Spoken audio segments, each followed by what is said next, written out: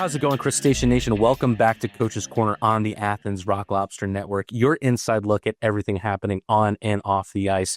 At the time of recording, the Rock Lobsters are days removed from a dominant sweep of the River Dragons at the Columbus Civic Center before heading in to a 3-game set against Pee Dee, where we welcome the IceCats to the tank for the first time ever. I'm your host, Matteen Rad, and I'm joined by head coach Garrett Rutledge. Coach Ruts, the boys have shown that they can run up the score on anyone this season, and they can do it quick. But with going up against an in-state foe on their ice, as they were on a 7-game win streak, were you even surprised with the nature of those 2 games? Well, for one, I credit it. I just thought of it sitting here when you were going to ask that question. I credit to the Christmas music that's been going on in the dressing room, I think, has been our fortune here, having good luck. No, I just feel like this is the value of sometimes when you see our schedule come out on what it is to play good teams. So we played the Binghamtons, the Monroes, the Pee Dees, the Carolinas. We've played real good hockey teams. So we never have to play teams that are way, way below us or struggling for the season stuff. So this has been the value of us playing Monroe and playing the Binghamtons team. So you finally see our hockey team come together, and actually, like, Friday night was fun to be part of and fun as a coach, because you finally get to see our group stuff we've been working on in practice off the rush and see our speed actually come to life. And obviously our defensive zone and our goaltending has been outstanding. So I can't complain as a coach. And I was pleasantly surprised and proud of the boys the way they played in the weekend for sure in a hostile environment. I don't have this question written down, but has the strength of schedule, I mean, obviously it hasn't been a double-edged sword yet with where we are in the standings, but I guess kind of more simply, would you like to play the teams that aren't the Monroes, aren't the Binghamtons, without mentioning their names? No, I've always said this from day one in any league I've coached in prior to this, even teams I've coached in this league. I always feel like it's going to make us better down the road.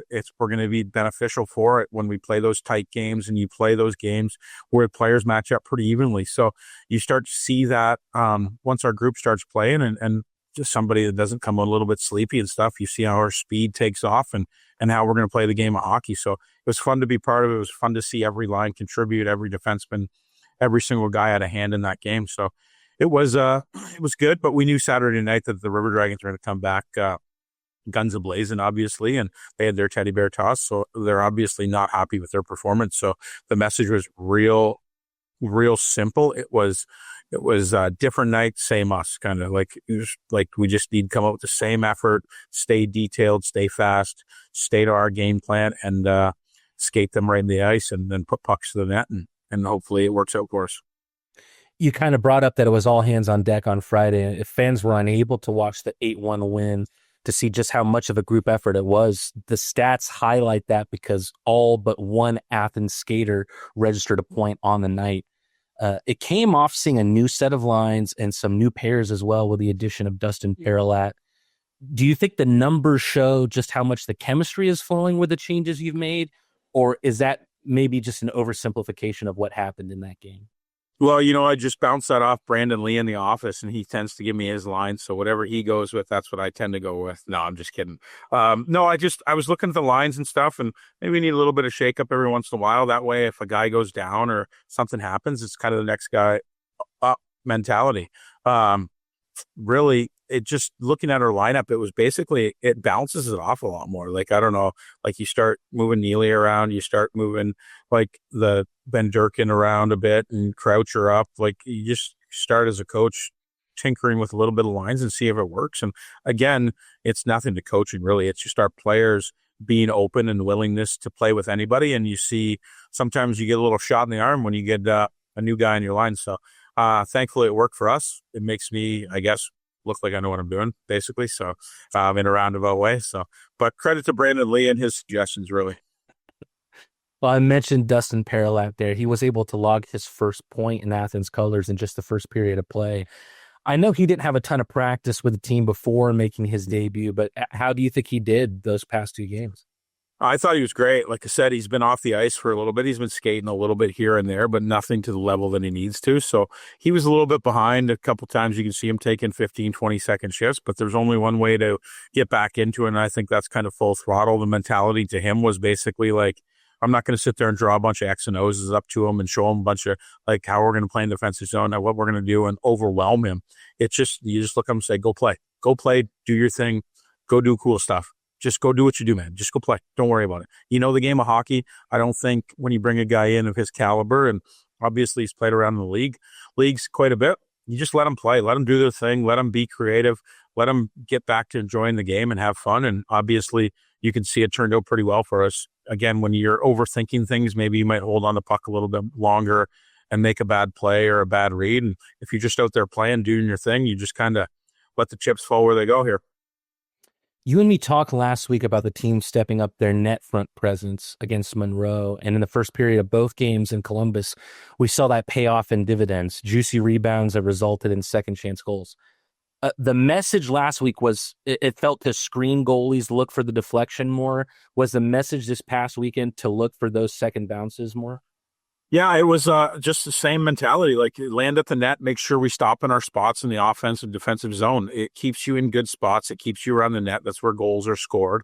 Again, goalies are going to make the first stop most of the time. And then we just need to be there to compete for rebounds, of course. So guys are going to collapse on you, and then we're going to have our kickouts and shots and all that kind of stuff that goes into your ozone rotation and stuff. But as long as you're in there battling and you're creating havoc, somebody's going to be on you and the other person's going to be open. So lucky for us, our guys bought in and got us started. Like, prime example, I think Jesse threw a backhand at the net too. Guy made a save, and then we bat the rebound in. Same with Gleb. I think he got one off a rebound too. So you can get your offense started very easily. Like, it's not rocket science. Get it low, high, get it to the middle, get shots from the point, and get some traffic, and good things happen. It's amazing when you buy in and you hang around those areas. Eventually, pucks can land on your stick, and I felt like finally the puck started landing on our stick. Gleb got the scoring started, and Friday was highlighted by his hat trick, and that was after having not scored a goal for more than a month. He was still contributing a ton on that line with Glukarioff and Croucher, but we saw him with Lowell and Neiley in Columbus. Do you think his 4 goals in 2 games show maybe just a different role for Gleb in that line as opposed to before with Crouchy and Danny? Yeah, I think just maybe a little bit of veteran presence on his line, to be honest with you. I think you got a guy, Jesse Lowell on the left side, kind of his mentality is anything, team first, kind of land wherever he can do a little bit, everything, make a play, go to the net for a tip. He can also rip a puck. He can take draws for you, takes the pressure off Gleb. And then you put a guy like Eric Neiley on his line. That's the calming factor and kind of the dad of that line, and a young guy that's learning his path through pro hockey. Like, again, Gleb's been away from home. Like, you got to remember, he's from Russia, and he's got all those ups and downs and family and stuff, and you never know what's going on the outside of things. So again, you start squeezing his stick a little bit when you're supposed to be scoring. And it's also like, you got to remember, when you play in the South, we play good teams. Again, I'll reiterate, like, it's not easy to score in this hockey league. Like, you're playing the Monroes, they got good defensemen that's played in the SP and East Coast guys, and you got forwards taking draws against you that have 400-500 games played, Larry Akos, and you got the Fornaris, and you know what I mean? You got good players you're matched up against. So with that being said, Gleb's one of those kids that's streaky. He knows his way around the net. You can see that he's always trying to make a play. Like, again, the best players in the world go a little bit snake bit, but you know it's not going to be for long. He keeps working at his craft, and he keeps going, and you knew it was going to happen sooner and later, and it just happened to be that it was just when we made the line changes there. So again, hang around the net, good things happen. You're going to bang one in eventually. So you get an ugly one, and then you get the pretty ones. Part of putting Neiley with Gleb meant having to break up a partnership of Neiley and Milan that was prolific and fruitful to start the year. Was that a difficult decision to separate those two at all? No, I don't think so at all. I go back to, it looks like our depth on our lines. So if you start looking at our lines, it's like, who pick your poison? Which one you want to try to cover tonight? So it's one of those things. What line wants to play tonight for the Athens Rock Lobsters? And obviously it makes a fit for the other teams because we start rolling the teams, but we don't have a weakness. So you keep putting those lines out, keep winning D-zone draws, O-zone draws, and we keep getting those clean breakouts. We just keep coming at you with our speed and our skill. Eventually you're going to break down after 60 minutes or even, I guess, 120 minutes if you play them in 2 games. So, yeah, that's kind of how we're going to play hockey on this hockey team. And I preached just before that our group is fast, our group is skilled. We're going to attack the other team and be fun to watch. And it's not going to be that great of a time being the other team when you're coming into Athens here to play us, or vice versa on the road. So you can see that Friday, Saturday night, we just keep coming at them. The shutout bid ends for the boys on Friday with 4 seconds to go. It must have been a sour taste for Willie, who was immense the whole night, was so close to his first shutout of the year, and in his old stomping ground, no less. Was there disappointment that you expressed there at all, or do you kind of just shrug it off when the team is up? No, not at all. Our mentality, even Willie's, like, again, like, are you a little bit let down when it happens? Yeah, it is. But again, it's one of those things, control what you can control. The message in the dressing room, like Willie was like, guys, it doesn't matter. Like, doesn't matter. We won 8-1. I don't know if anybody's walked into Columbus and actually won a game of that margin against the River Dragons. Generally speaking, they're real good at home and tough to beat. So it's our team's not like that at all. We don't have that bleeding through our room. If it was, it would be stopped very quickly through coaching, obviously, through my just how I am. It's just all hands on deck. Like, we get scored on, it's just because Labby didn't get scored on. It's all 5 of us. The whole team got scored on. So again, we let our guard down for 4 seconds left in the game, and they put one in the back of that. Unfortunate, but non-issue with our group. Well, we move on to game 2, a 6-2 victory. It was crazy to me just how similarly the game opened up at scoring to game 1, where Lowell puts a shot off the pads. Gleb finishes it off. We've talked about how guys like Gleb are starting to look more for the second bites, but are the rest of the boys also implementing more of a mentality that sometimes the best pass is a shot as well? Yeah, anything to the net with traffic, and you're going to get a rebound. You're going to work to get body position. Someone doesn't box it the right way, you're going to get a good opportunity. So the guys are starting to figure that out, how to score in these leagues, and it's worked out for us. But for the most part, like, I was happy even Saturday night. Like, again, like, was it tied 2-2? Yeah, it was tight. But again, we made a mistake on the PK. We didn't get out on the one-timer guy quick enough, and then Jack kind of fumbled a puck, which is no big deal. It's going to happen. Guys are going to try to make a play. Like, if you see that play break down, like, yeah, he fumbles it, but if he makes the play across the seam, I think it was Joey maybe cutting across, he was wide open coming down the flank. So again, it's just like small things, small details to our game that kind of cost us, but really didn't cost us. Those types of things aren't going to affect a hockey game. It's just, you got to pick your teammate up and keep pressing forward. And obviously you can see, like, even I think the game went 4-on-4, and Shinks might have scored the 3-2 goal, right, to get us going here. So again, how streaky our team can be and how deadly we are, 5-on-5, 5-on-4, and then you put us 4-on-4 and give us even more opportunity. Look out, because the Rock Lobsters are coming after you. No, I'm actually mistaken. It was Lowell, I believe, who scored the 3-2 goal right after the power play ended. We'll talk about Lowell. Right. Yeah, we'll talk about that a little bit later too. Eric Neiley scored to take the lead back at 2-1 after the Dragons' power play goal. Man, his release is just so nasty. And we saw a similar goal on Binghamton. But we talked about pairing him up with Milan to start the year. Now he's with the young dogs and Gleb and Lowell. In your eyes, we talked about how maybe Gleb's role has changed. Has Neiley's role changed with this new line that he's on? No, Neiley stays the same way. Our guys stay the same mentality. Again, Neiley's played so many games throughout pro hockey. He knows where to go to score. He knows where to put pucks, and he also knows how to possess the puck and kind of help the young guys with the ozone or how they're playing and stuff. So again, it takes the pressure off Gleb to score. He knows Neiley's going to be open.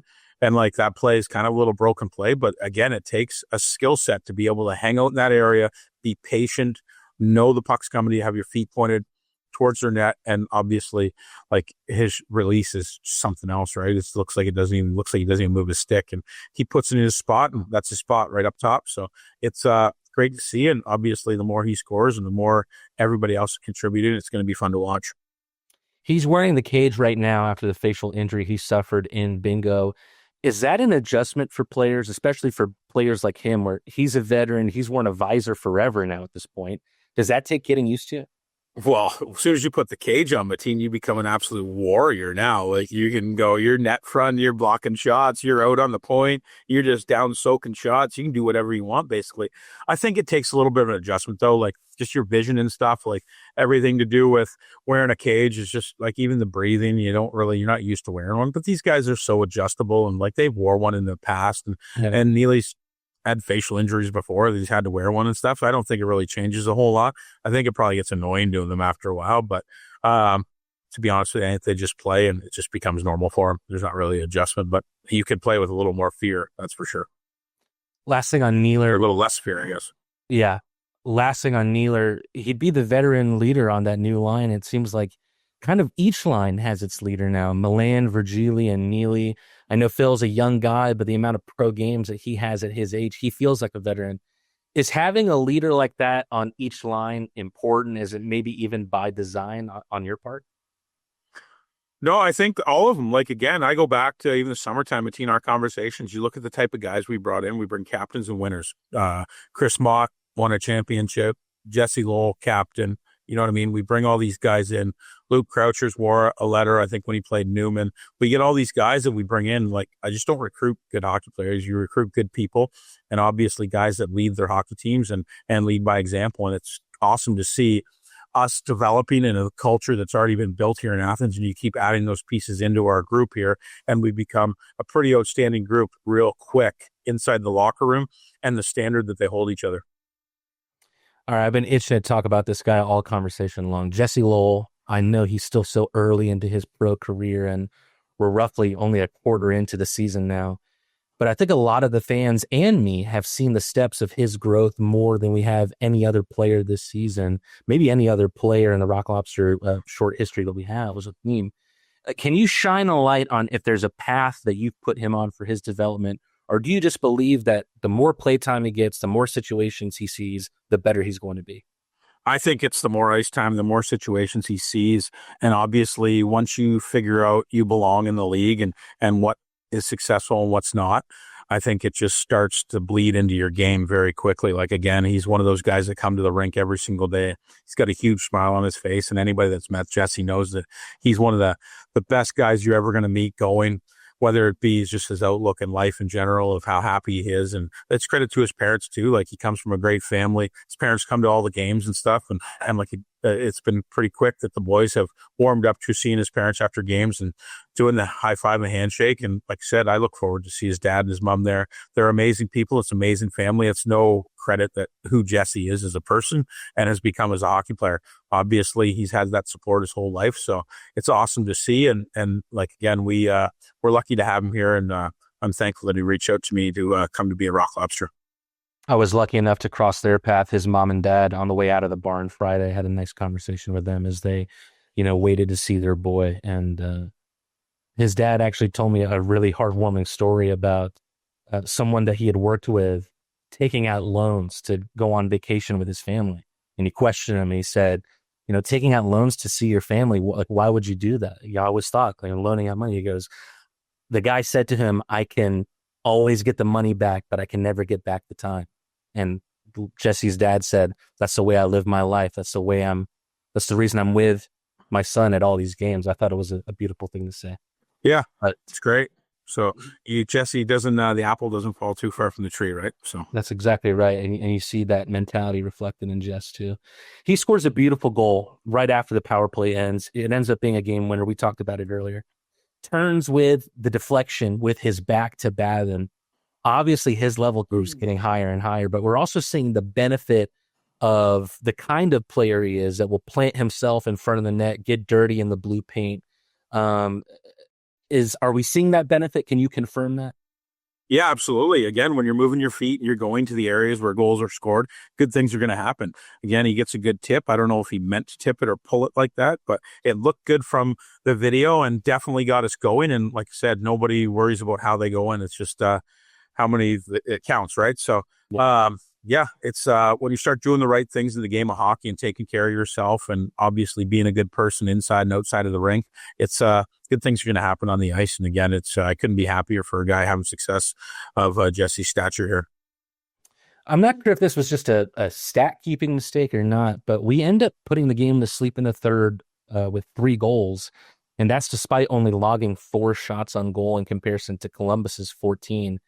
What were your thoughts on the flow of play in the third period? And obviously the lethality of the opportunities we did to make sure that they weren't going to have a comeback. Yeah, well, we had a couple good opportunities. Like, you got to remember, Jesse missed a breakaway. We had a 2-on-0. I think that he looked off Milan, but whatever, that was addressed. And it's a pretty big joke going on in practice here. But we had a lot of fun with that, to be honest with you. But I think it was actually nice to be part of a Federal Hockey League game where the game was played. There was not a lot of dumb stuff that went on and tomfoolery, I guess, just because you're beating a team. It was just one of those nights where it was nice to be just put it on cruise control, let us play. There wasn't a bunch of dirty hits. There wasn't like all the slashing. It was just like a game, and one team was just happened to be better than the other in one night. And it was that was just the message again in the third period, was just play the right way, keep going, worry about us, win draws, details, and just play winning hockey and stick to the systems and stick to like what we're good at and what our DNA is and what our identity is as a hockey team. And I think we did that for the most part by getting clean exits, coming underneath, support in the defensive zone, slash support, and then distributing the puck off the rush, and then getting into O-zone and having some fun and letting your hockey creativity take over. And obviously good things happen. You put it in the net and you're going to score some goals. So it's not a secret throughout the hockey world or coaching, but it was fun to be part of for sure. We'll be back in the Dragon's Den very, very soon, next weekend, in fact. But now we look ahead to this weekend. First, we discussed Michael Greco last week, and you felt that he could make his comeback from his injury against Pee Dee this weekend. Are we still on schedule for that? And also, do you feel as rushed to make a decision on that with how the team played this past weekend? No, I think Greco is going to need another couple of weeks, probably, if I'm going to be honest. He probably won't be back in until Christmas, I'd say. He's skating though now, so he's got an orange jersey on and stuff. I want to make sure that he's ready to go for sure after Christmas. It's, again, I think I've spoke before, you want to take care of these injuries now, then they're nagging later on the season. So we want to look after it now, make sure we're good to go and we're ready for the stretch run down the later half of the season. So Dumas has done great in the back end. I can't say enough about him taking that role on, and he's kind of the Swiss Army right now, playing a little bit of forward and a little bit of D, but he's been great on the back end, and obviously everybody stepped up. So there's been lots of opportunity for our hockey team, and it's been great. So again, we'll probably go with the same lines this weekend. We haven't had to think about the IceCats in a while. We defeated them over a month ago on their ice in a come from behind 4-3 win. You go from playing Columbus, who was on a 7-game winning streak, and now Pee Dee, who has lost their last 4. Have your thoughts on the IceCats and the danger that they present, have those thoughts changed at all since the last time these two teams met? No, not at all. They got a great coach over there. Again, that guy's Gary's won a lot of hockey games throughout pro hockey. They're a well-coached team. They've got some firepower up front. They got good D. They got good goalies. Again, they're a hockey team that's kind of scary to play against because they're going to be desperate at the end of the day. They don't want to be losing either. They've kind of slipped, and obviously they're not probably happy with the way they've been playing. So they're going to hold themselves accountable, and they're going to come in here, I think, guns hot. And like I said, sometimes the best medicine for teams is to get away from home, get away from your other in-state rival, or I guess North Carolina, South Carolina, the closer team to you, your state rival kind of thing, to get on the bus with the boys and maybe have a night out in the hotel and get close and get playing some hockey. So again, I'm going to expect a very good hockey team from the IceCats, and we should be, we got to be ready for it. And like I said, everybody's going to come in hungry. We're going to have a pretty rowdy crowd in here, I think, Thursday and Friday.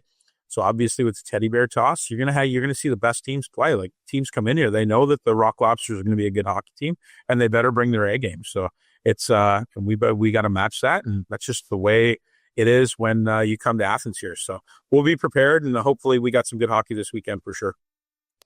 In terms of talking about streaks for both teams in Columbus and Pee Dee, I know you always mentioned we don't pay too much attention to the other teams. We focus on what we're doing. But is it one of those strange things where, like, you almost rather play the team that's on the big winning streak rather than the team that might be hungry at and drop their last 4?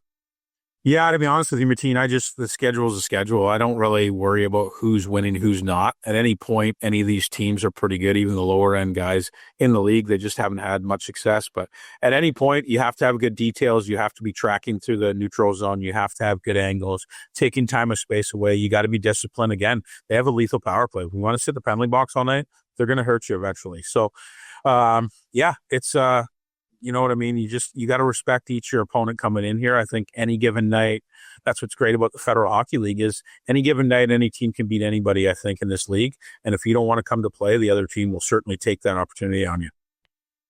Talking about the schedule one last time, it's kind of a weird series where you play them twice at home. You go get on the bus back to Florence, a Saturday night series finale on their ice. It's probably the most intensive weekend of the season so far for the boys.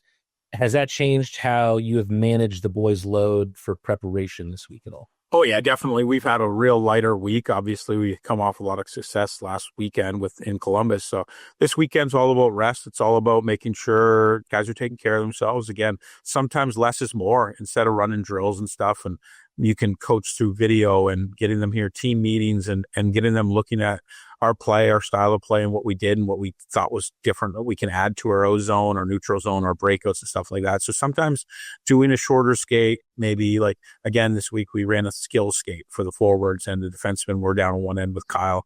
Our assistant coach running the skills half and half and doing a little bit of scoring drills, but little just fine details of stick picks and maybe rolling off the wall and puck protection cutbacks and all those little things. It's not that big of a strenuous day, but it goes into your details, into your brain, and then you put that into video. You show them on little things we can do to extend our ozone. It's going to be helpful, I think, down the road.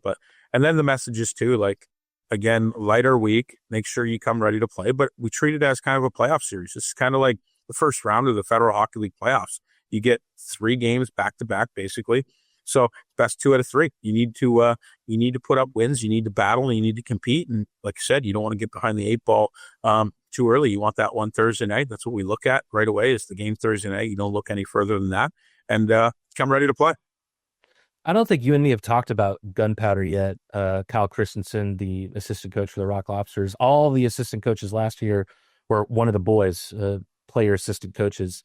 Can you talk about what Kyle adds to the group and how he makes your job easier? Yeah, Kyle's great. He's a guy I've known for a while. I've done a lot of hockey schools with him. His dad, I actually worked for his dad with the Flint Firebirds in the Ontario Hockey League. It's kind of how I met Kyle. So through that, his dad's got a long history of Michigan State hockey, Team USA, USA Olympics, Czech hockey, a whole bunch of stuff. So he comes from a long legacy of hockey guys. His brother plays in the coast, Blake Christensen, another good hockey player. So Kyle brings a lot to the table. Again, he's coached a fair bit throughout some junior leagues and to get him into pro, to get him his knowledge and stuff and his vast, I guess, energy to learn from what I'm bringing to Athens here and what I know in coaching and stuff. So he's been great with the boys too. Very well-liked guy. And he's been great to have an assistant coach just to do those little things for you from video and little scouting reports and stuff. And obviously him coaching the D back there is just kind of takes one less thing off my plate that I need to worry about when you're kind of a one-man show on the bench. So it's been great to have him. And obviously it's working. So it's great to have him. We keep winning hockey games. So it is definitely working, and hopefully we can get 3 more wins this weekend. Folks, it is nearly time. The Rock Lobsters welcome Crustacean Nation into the tank this upcoming Friday, December 12th, for the 2nd annual Teddy Bear Toss. Fans can bring as many stuffed animals as they can carry into Aiken Sport Arena and throw them onto the ice, hat trick style, and it all goes to a great cause. Come on, Bears. What do we got? Right now, I've got to go to the store today. That's what I'm doing right after this. You're going to the store today. What's the selection? I know I got to see what they got, especially this time of the year. It's Christmas time. Hopefully the shelves are stocked. What about a big lion? Big lion. That's a good point. Okay. But Thursday night, we got a big Thursday night. They have some of the football team coming in to watch the game and drop the puck. So fans know that the UGA guys are coming. I don't know if I'm supposed to announce that or not, but whatever. I don't know. I think you got the insider scoop right now that you're dropping in. Exclusive right here on screen now. I think people will be impressed with some of the guys that's going to show up, if you know what I mean. So we're excited to see them, the SEC champions, man. Well, let's hope so. You know, I mean, it's just there's a couple guys in the front office that's got to put their Georgia shirts on. I think that might get called out on Thursday night, and I don't know if he knows who he is or not, but I'm sure he'll pick up on this one on what team he supports. So you got to support the in the football world. And they might have lost to a certain team from Indiana. I don't know who he supports. But anyways, that's going to be addressed hard. So I don't know. I'm excited for Thursday night. It looks like we're going to have a good crowd. Hopefully we can get that early. Who's your pick to score the Teddy Bear goal? Well, I got you here. You know, I think I've got to pick Luke Croucher, man. I think you kind of took my I thought too. I just think he's one for the kids. I think the kids like him. I think, but I'm also thinking about Jesse Lowell, man. I saw him he was kind of the star of the show in that post-game skate the other day. I think I'm going with Garrett Milan. Super Milan's going to score the goal. He's been around the net a lot. He's had a lot of opportunities, a little bit snake bitten a bit for his kind of his pedigree, I guess, through his hockey career. So I think he's going to get off to a big start this weekend, but I'm excited to be part of this. And it's always fun to have all the teddy bears fly on the ice, and obviously fans will be throwing on the bench and whatever else. So it's for a good cause, obviously. And the more people we get and the bigger we can have a crowd at the tank is going to be awesome to see. So also, I think over under that there'll be a pile of bears put in and Carter McPhail dives into it. Over under. I can see both goalies diving into it together, to be honest. I already said that. I was like, I bet you that there's like the big pile, almost like can you rake leaves? It comes up, and then you got McPhail front and center. So you got to do the old dive right into the big pile, guaranteed. What do you think? I saw him skate to the bench after. I mean, obviously the River Dragons had their power play goal to make it 1-1 to bring the teddy bears. Anything he said to you in that moment, out of curiosity? He just said, well, that's over with. And then he grabbed a drink of water. They cleaned it all up. And as his normal self, I think he just looked at the bench when we got the game back on. And he looked back as he goes, oh, yeah, guys. Love you guys. Bye. And again, he's having fun, put a smile on his face. And again, that's the loose mentality we have. It bleeds through our team to just be able to give thanks and play hockey and play the game everybody loves here and put on a show. That's definitely him, man. That's definitely. And thanks to all the fans that came to Columbus too. They were loud and proud in the River Dragons arena there. You could hear them definitely on the bench. They were close to the bench. I think I seen some of them behind the bench and to the side, but it was great to see them down by ice level 2, high-fiving the players and stuff. And it doesn't go unnoticed to the people that travel to watch us play. The guys love it. And again, it's credit to our fans and how great they are, and makes playing in Athens amazing. No, I got a chance to meet up with them too, and to make that long drive, it doesn't go unnoticed. And I know that there are a few guys that are trying to make the trip up to Florence as well, and that's going to be the night after Teddy Bear Toss. So I'm going to put you on the spot again. So now you got to give a little bit of a promo for tomorrow night, and then a promo for Friday. Fire it away. Well, how about this, folks? Let me tell you something. You got two of the very best new teams in the FPHL that are clashing time after time again in the Continental Division. Take a look at the way the last time these two teams met went. A come-from-behind win for the Rock Lobsters, a 4-3 victory, and that game was won in the third period. You have these two teams meeting up with each other 3 times in the next 3 days. And guess what? Friday night, the Teddy Bear Toss. 1 goal is all it takes to make a ton of kids' day. All teddy bears delivered to local children's hospital with the help of our proud partner, Piedmont Athens Regional. Tickets are in very, very low supply, so get yours immediately at rocklobstershockey.com. But as for Coach's Corner, we're done here. Coach Ruts and me, we'll see you next week.